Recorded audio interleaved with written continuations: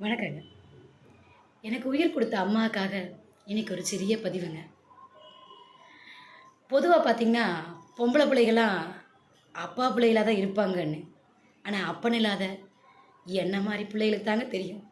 அம்மாவோட அருமை என்னன்னு சொல்லிட்டு.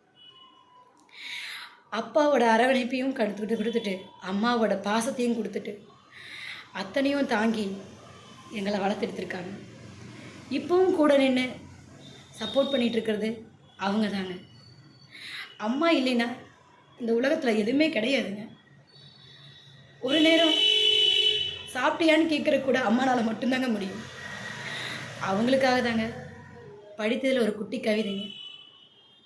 மறுபிறவின்னு இருந்தா செருப்பா பிறக்கணுங்க. அவங்க காலில் மிதிப்படுறக்கு இல்ல, என்ன சுமந்த அவங்கள சுமக்கறக்காக. வணக்கங்க.